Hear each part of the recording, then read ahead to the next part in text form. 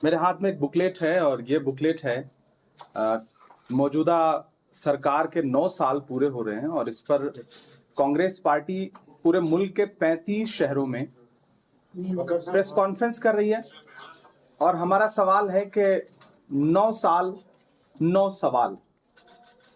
हम मौजूदा सरकार से जो अपनी कामयाबी का ढिंढोरा पीटती रहती है, हम उससे कुछ बुनियादी सवाल पूछ रहे हैं जो इन 9 सालों में हमने देखा है, हमारी पार्टी ने देखा है। पहला सवाल है अर्थव्यवस्था का, इकोनॉमी का, जिसमें हम सरकार से पूछ रहे हैं कि ऐसा क्यों है कि देश में महंगाई और बेरोजगारी आसमान छू रही है। हम मुसलसल सड़क से सदन तक, संसद तक महंगाई पर और बेरोजगारी पर हुकूमत से सवाल करते रहे हैं।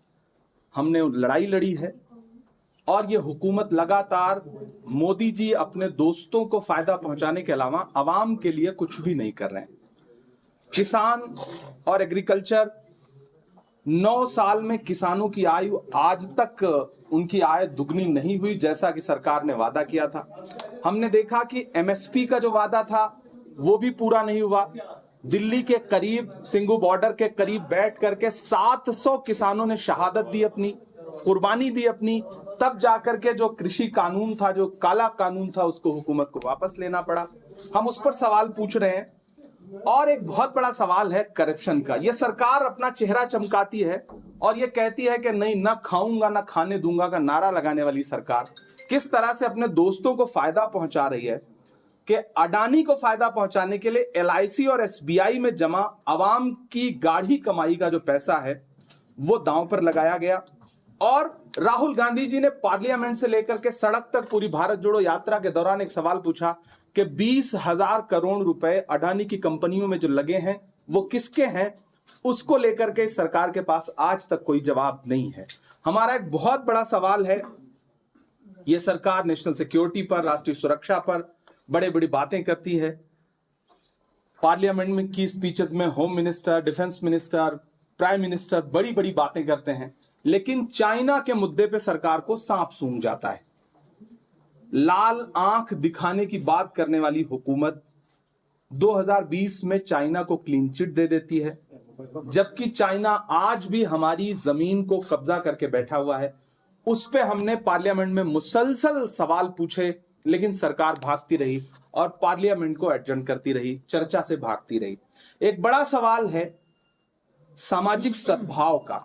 आप सब ने देखा, हालिया दिनों में कर्नाटक का इलेक्शन हो या उससे पहले के इलेक्शन हो, प्रधानमंत्री, गृह मंत्री, भारतीय जनता पार्टी के राष्ट्रीय अध्यक्ष जेपी नड्डा जी, इन सब के भाषण उठा करके देखेंगे तो प्राइम मिनिस्टर का जो मेयार है उस मेयार से बहुत नीचे उतर के उन्होंने मौजूदा वक्त में बातें की।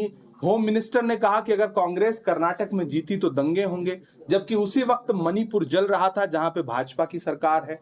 तो ये इलेक्शनों के दौरान जिस तरह से ये सामाजिक सद्भाव को नुकसान पहुंचाते हैं, यकजहती को नुकसान पहुंचाते हैं, हम उनसे इस पर भी सवाल पूछ रहे हैं। हम उनसे सवाल पूछ रहे हैं कि सोशल जस्टिस का क्या हुआ।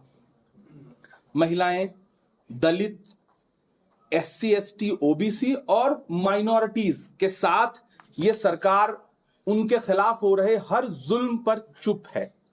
सबसे बड़ी बात कि बेटियां जिन्होंने ओलंपिक लाया है, इस देश के लिए मेडल लाया, ओलंपिक मेडल लाया है, वो तकरीबन 1 महीने से प्रधानमंत्री के घर के पास पार्लियामेंट से महज 800 मीटर की दूरी पर बैठ करके भारतीय जनता पार्टी के एक एमपी के खिलाफ लगातार बात कर रही हैं। सुप्रीम कोर्ट के दखल के बाद उसके खिलाफ पास्को में एफआईआर दर्ज होता है, लेकिन आज तक उसकी अरेस्टिंग नहीं होती। बेटियां मुसलसल सरकार से पूछ रही हैं कि आपका बेटी बचाओ बेटी पढ़ाओ का नारा कहां चला गया। हमारी आंखों ने यह भी देखा कि किस तरह से 15 अगस्त को लाल किले की दीवार से प्राइम मिनिस्टर ने महिला सुरक्षा पे बड़ी बड़ी बातें की और उसके महज 1.5 घंटे बाद गुजरात में बिल्किस बानो के जो बलात्कारी थे उनको सरकारी शह पर रिहा किया गया, उन्हें माला पहनाई गई, भारतीय जनता पार्टी के नेताओं ने उनका इस्तकबाल किया। तो हम प्रधानमंत्री से पूछना चाहते हैं कि आपके बेटी बचाओ बेटी पढ़ाओ नारे की सच्चाई क्या है, आपके एससी, एसटी, ओबीसी को लेकर के आपके जो बड़े बड़े दावे हैं उसकी सच्चाई क्या है, उस पर जवाब दीजिए। हमारा एक बहुत बड़ा सवाल है कि जो लोकतांत्रिक संस्थाएं हैं उनको लेकर के किस तरह से ये हुकूमत अपोजिशन के नेताओं को कुचलने की कोशिश कर रही है। ईडी सीबीआई के जरिए विपक्ष के सारे लीडर्स को दबाया जा रहा है, उनकी आवाज को दबाने की कोशिश की जा रही है।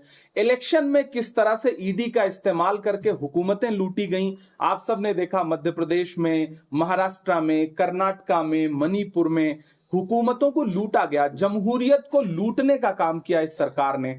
हम इस 9 साल के पूरे होने पर 9 सवालों में से एक सवाल इस हुकूमत से ये भी पूछ रहे हैं। हमारा एक बहुत बड़ा सवाल है कि सोशल वेलफेयर की जो आपकी स्कीम्स थी उसमें कटौती क्यों की आपने। मनरेगा जो आवाम के लिए, गरीब मजदूर के लिए एक बहुत अच्छी स्कीम है, उसके बजट में आपने कटौती कर दी।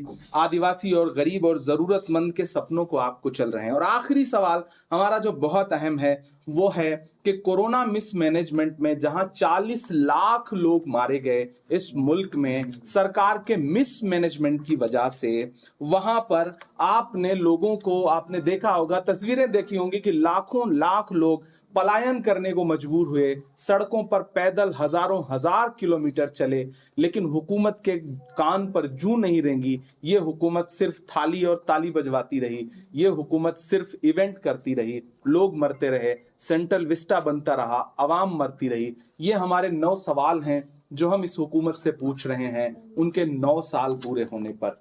बाकी आपके सवालात अगर हैं तो वो उनका इस्तकबाल है, उनका स्वागत है।